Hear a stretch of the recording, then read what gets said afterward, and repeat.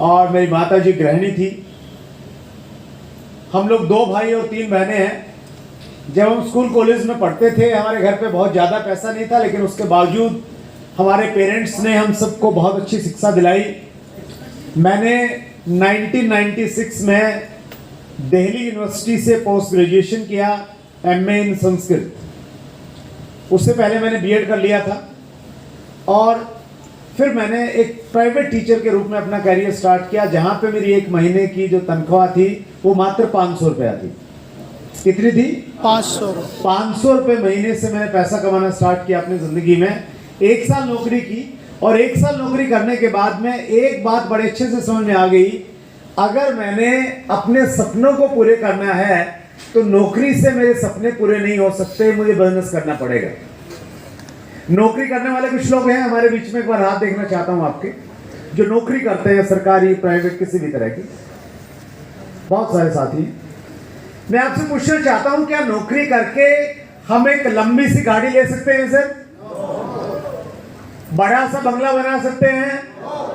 नहीं बना सकते, क्योंकि नौकरी इसलिए नहीं बनाई गई है कि हम एक लग्जरी लाइफ जिए, अपितु नौकरी का निर्माण इसलिए किया है ताकि हम जिंदगी भर पत्नी के ताने सहते रहें और कंप्रोमाइज वाली जिंदगी काटते रहें। मैं माफी चाहता हूं कुछ साथियों से, लेकिन सच्चाई तो यही है सर। अगर ऐसा नहीं होता तो खान साहब इतनी अच्छी खासी नौकरी पहले ही क्यों छोड़ देते, पूरी करते। और बहुत सारे साथी हैं हमारे बीच में, लेकिन हमारे देश की ये विडंबना है, ये दुर्भाग्य है कि युवा का पहला लक्ष्य है, पढ़ाई वो इसलिए करता है कि नौकरी मिल जाए। हमारे देश में बहुत बड़ी बड़ी विदेशी कंपनियां आ रही है, एमएनसीज आ रही हैं, नौकरी करने आ रही है।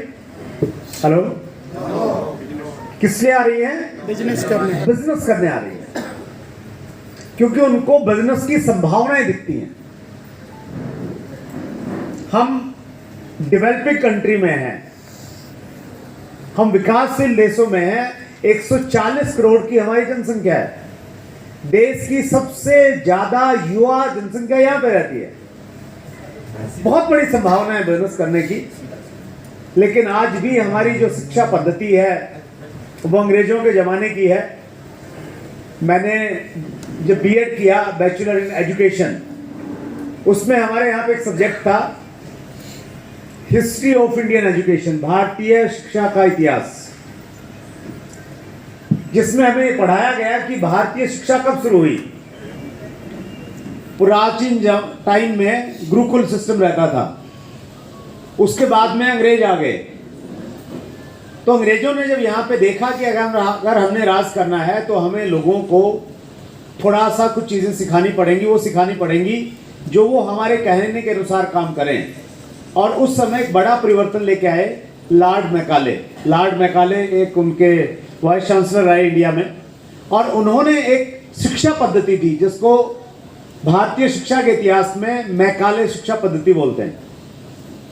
तो मैकाले का एकमात्र लक्ष्य था कि उस शिक्षा पद्धति में वो सारी चीजें दी जाएं ताकि जब वो शिक्षा लेके व्यक्ति बाहर निकले तो वो नौकरी के बारे में ही सोचे, व्यापार के बारे में, एंटरप्रेन्योरशिप के बारे में ज्यादा नहीं सोचे।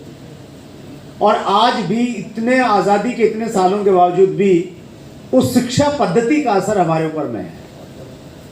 अभी थोड़ी सी बातचीत होने लगी है, स्किल डेवलपमेंट की बात होने लगी है, एंटरप्रेन्योरशिप की बात होने लगी है, उस प्रकार की चीजें होने लगी है। अब भी हमारे ऊपर में वही प्रभाव है। यस और नो? लेकिन मैं लक्की मानता हूं अपने आप को कि उस समय मेरे को समझ में आ गया था कि नौकरी से कुछ बड़ा होने वाला नहीं है, बिजनेस करना पड़ेगा। बिजनेस क्या किया जाए, कोई बैकग्राउंड नहीं थी, परिवार में कभी किसी ने कोई बिजनेस नहीं किया था। मैंने एक पहला निर्णय ये लिया, मैं गांव को छोड़ के मैं शहर में चला गया, 40 किलोमीटर दूर। वहां मेरे मामा जी ठेकेदार थे, कॉन्ट्रैक्टर, उनके साथ मैंने कुछ दिनों तक काम किया।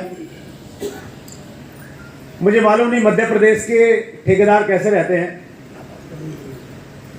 हरियाणा के जो ठेकेदार रहते हैं द्विवेदी साहब, वो शाम के टाइम पे सारे इकट्ठे हो जाते हैं, सभी दिशाओं से एक जगह आ जाते हैं और फिर वो पार्टी करते हैं। और वो पार्टी जिस प्रकार से करते हैं तो वो बिल्कुल मुझे वो समझ नहीं आई वो चीज़ें। तो मुझे लगा यार ठेकेदार तो अच्छा नहीं बन सकता ना। और मेरे मामा जी कहते थे कि अच्छे ठेकेदार के लिए जरूरी है सब करना, नहीं तो अच्छे ठेकेदार नहीं बन पाओगे। तो उन दिनों एक नया बिजनेस स्टार्ट हुआ था, केबल टीवी का बिजनेस। मैंने एज ए केबल ऑपरेटर वो बिजनेस स्टार्ट किया। एक हमने डिश एंटीना लगाया, उसको छतरी बोलते थे हम लोग, 4 फीट बाई 4 फीट उसका साइज रहता था। और एक वीसीआर आता था उन दिनों जिसपे फिल्म दिखाते थे हम लोग, और 150 रुपए एक टीवी से हम लोग लेते थे। बहुत अच्छा कारोबार था। ये बात कर रहा हूं मैं 96-97 के लगभग की। खूब मेहनत किया, कुछ करने का इच्छा था, पैसा आने लग गया, अच्छा खासा पैसा आ रहा था। जब मैं कंपेयर करता था अपने टीचिंग प्रोफेशन से, मेरे जो साथी अच्छी जॉब में थे, गवर्नमेंट जॉब में थे, उनसे बहुत अच्छा पैसा बना रहा था, लेकिन मुझे संतुष्टि नहीं मिल रही थी। उसकी 2 वजह थी। पहली वजह यह थी कि वहां पे 24 घंटे काम करना पड़ता था। दिन में भी करते, रात में किसी का केबल खराब होता तो लोग घर पे आ जाते, भैया ठीक करके आओ। कोई रिश्तेदार हुआ उसके सामने बोलते कि नहीं अभी ठीक करके आओ, नहीं पैसे नहीं देंगे। दूसरी समस्या ये थी कि जिस क्षेत्र में मेरे केबल के कनेक्शन थे, वहां पे अगर मैं जा रहा होता गली से तो लोग पीछे से आवाज मारते थे और बोलते थे केबल वाले सुनना। क्या बोलते थे? केबल वाले। जैसे आप बुलाते हैं ना रिक्शा वाले, सब्जी वाले। इस दुनिया में कोई भी आदमी कुछ भी काम करे और उसका कैसा भी नाम हो, चाहे उसका नाम भुंडू राम हो, मतलब जो आप नाम अच्छा नहीं लगता हो, कुछ भी नाम हो, लेकिन हर आदमी ये चाहता है कि जब भी बुलाया जाए ना उसके नाम से उसको बुलाया जाए। मुंशी प्रेमचंद जी ने इसी बात को कुछ इस तरह से लिखा है कि मानव की अभिलाषा है कि उसका नाम सफेद कागज पे काले अक्षरों में लिखा जाए और दुनिया उसको पढ़े।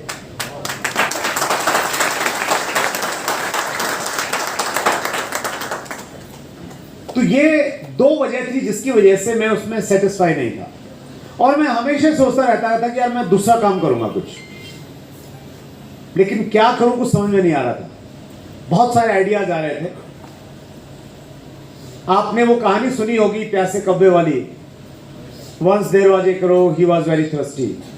ध्यान है कुछ लोगों को? उस कहानी का एक मोरल था। और हर कहानी जो हमें पढ़ाई जाती थी वो इसलिए पढ़ाई जाती थी कि ताकि हम उससे शिक्षा लें और अपनी जिंदगी में उसको अप्लाई करें। लेकिन हमने वो सारी कहानियां इसलिए पढ़ी हैं कि अगर अच्छे से पढ़ ली, रट ली तो 10 में से 10 आ जाएंगे। हेलो? जो कहीं ना कहीं मैकाले की शिक्षा पद्धति का असर दिखता है। उस कहानी का मोरल था, where there is will there is way. जहां चाह वहां। हजारों साल पहले भी ये सही थी, आज भी सही, और हजारों साल बाद भी ये सही रहेगी। अगर आपको किसी भी चीज की सच्ची चाहत जिस दिन पैदा हो जाएगी, ऊपर वाला आपको रास्ता दिखाएगा और आप वहां तक पहुंच जाएंगे। और ये सब जब मेरे दिमाग में चल रहा था, उसी समय मेरे एक दोस्त ने मुझे कॉल किया, बोले मेरे घर पे आओ, कुछ बात करनी है। जब मैं उनके घर पे गया तो मैंने देखा 2-3 लोग और वहां बैठे हुए हैं, और वहां पे कोई बाहर से सज्जन आए हुए थे। वहां पे मैंने पहली बार अपनी जिंदगी में 3 शब्द एक साथ में सुने, RCM, राइट कॉन्सेप्ट मार्केटिंग। इन 3 शब्दों में इतनी ताकत है। अगर आपने इन 3 शब्दों पे विश्वास रखा और अपने आप को समर्पित कर दिया इनके सामने, ये 3 शब्द आपकी जिंदगी को पूरी तरह से बदलने की ताकत रखते हैं।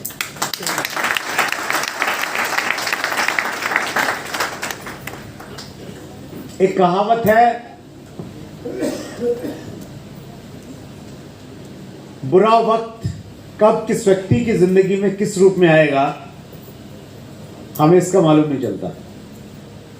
इसके विपरीत भी एक कहावत है, अच्छा वक्त कब किस व्यक्ति की जिंदगी में किस रूप में आएगा इसका भी हमें पता नहीं चलता। क्या बात है सर।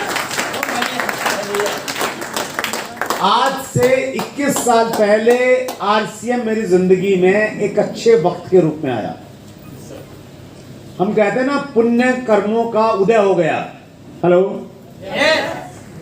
तो जब पुण्य कर्मों का उदय होता है, कुछ घंटी वंटी बजती है, हेलो, कुछ अलग तरह का म्यूजिक चलता है, कोई भविष्यवाणी होती है आसमान से, कुछ नहीं होती। वो परमात्मा आपको माध्यम बनाता है और उस माध्यम के माध्यम से कुछ चीज आपको मिलती है। इसको व्यापार की भाषा में बोलते हैं अपॉर्चुनिटी। क्या बोलते हैं? अपॉर्चुनिटी, अवसर, आगे बढ़ने का अवसर। आज से 21 साल पहले ये अवसर मेरी जिंदगी में आया, मैंने इसको ज्वाइन किया। शुरुआत में मैं बहुत ज्यादा सीरियस नहीं, मेरे भी बहुत सारे क्वेश्चन थे। मुझे भी लगता था कि जब लगता ही कुछ नहीं है तो आएगा कहां से। व्यापार तो बड़ा वो होता ना जहां ज्यादा पैसा लगे। द्विवेदी साहब बड़े बड़े बिजनेस करते हैं, 2 करोड़ 5 करोड़ 10 करोड़ का इन्वेस्टमेंट लगता है तो लगता है बड़ा काम किया है। पेट्रोल पंप लगाया है, फैक्ट्री लगाई है ना। तो यहां लगाई कुछ नहीं, मुझे 1280 रुपए शायद मेरे लगे थे और 1280 में 3 पैंट और 3 शर्ट, नहीं 5 पैंट आती थी उसमें, 5 पैंट बन गई थी मुझे। तो मुझे ये था कि यार बिजनेस कैसे होगा, काम क्या होगा, पैसा कहां से आएगा। तो और जब हम काम नहीं करते ना तो हम बहाने बनाते हैं। यस और नो? यस। तो मैंने बहुत सारे बहाने बनाए अपलाइन से। जब भी वो थोड़ा पुश करते बोलते, मैं बोला नहीं अभी तो थोड़ा प्रॉब्लम है, घर में इशू है, अब थोड़ा ये हो गया, अब थोड़ा ये हो गया, अब फिर बाद में करेंगे, इंडिया पाकिस्तान के मैच चल रहे हैं, केबल का काम है, ऐसा वैसा। लेकिन जो स्मार्ट अपलाइन होते हैं ना, स्मार्ट अपलाइन, वो मालूम क्या करते हैं? उनको ये मालूम है कि किसी व्यक्ति का सही अगर ये देखना है ये करने वाला है या नहीं करने वाला है, तो वो उसको इस प्रकार की मीटिंग में बैठा देते हैं। बात ये टेस्टिंग है। और मेरे अपलाइन को ये मालूम था और वो मुझे जबरदस्ती करके इस प्रकार की मीटिंग में लेके आ गए। इसलिए मैं कह रहा था आपसे कि ज्यादातर लोग पधरवाए जाते हैं, पधारते नहीं हैं। और जो पधरवाए जाते हैं ना तो उनकी ये निशानी रहती है, क्योंकि मैं वैसे पधरवा गया था, वो ताली नहीं बजाएंगे। अपनी एक एटीट्यूड से में रहते हैं, हर चीज को बड़ी डाउट की नजर से देखेंगे कि कहीं ये सेटिंग मैनिपुलेशन तो नहीं चल रहा है कुछ, इन लोगों को कहीं